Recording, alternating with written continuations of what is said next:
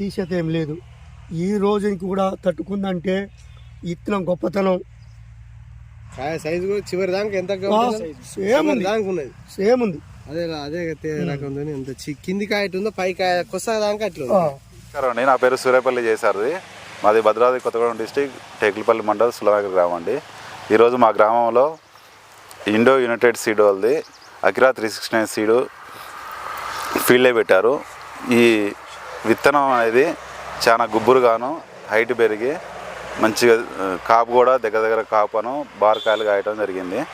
రెండోది ఏంటంటే ఈ సీడు నల్లిని మరియు ఇతర దోమ జాతులను కూడా తట్టుకోగలుగుద్ది. ఇది ఈ సంవత్సరం ఉన్న వాతావరణ ప్రతికూల పరిస్థితికి కూడా తట్టుకొని ఈ విత్తనం అనేది మంచిగా ఎదుగుదలతో పాటు కాపు కూడా నిండుగా కాపు దిగడం జరిగింది.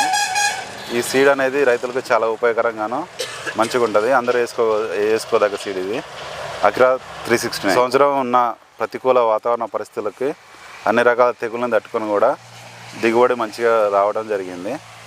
ఇది రైతులు వేసుకోవచ్చు, ఉత్తమమైన సీడు. నమస్తే అండి, మాది శాంతినగర్ విలేజ్, టేకులపల్లి మండలం, భద్రాద్రి కొత్తగూడెం, తెలంగాణ స్టేట్. ఈరోజు ఇక్కడ ఫీల్డ్ జరిగింది. ఈ ఫీల్డ్ చూడడానికి మేము వచ్చాము. చాలా బాగుంది.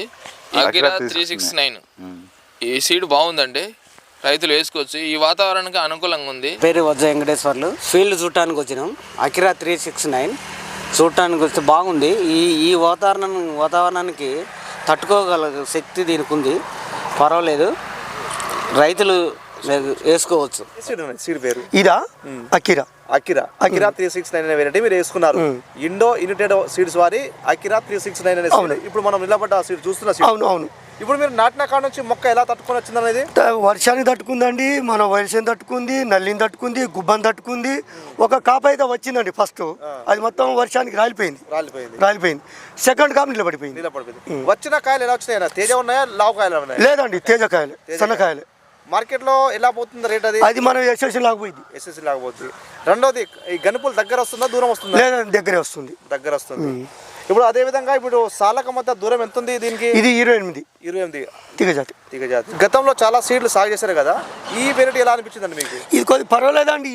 ఈ కాలానికి తట్టుకుందంటే నెంబర్ వన్. ఎందుకంటే ఈ కాలంలో ఎవరు వేసినా కూడా తోటలంతా మాత్రమే ఉన్నాయి. ఇప్పుడు నేను చూసిన దాంట్లో మా తోట అయితే నెంబర్కి ఉంది. చాలా మంది చూస్తారు, చాలా బాగుంది. రోడ్ అమ్మడి పోయే వాళ్ళు కూడా చూస్తారు. అసలు తోట ఎప్పుడు చూసినా ఎప్పుడు లగలగా మెరుస్తూ ఉంటుంది అని ప్రతి మంది నోటితో వింటున్నా. నేను చూసిన నా తోటను కాబట్టి నాకు అంత కాన్ఫిడెంట్ ఉంది. ఖచ్చితంగా ఇప్పుడు వాతావరణం మంచిగా ఉంటే మాత్రం 30 నుంచి 35 క్వింటాలు వస్తుంది. 30 నుంచి 35 క్వింటాలు వస్తుంది.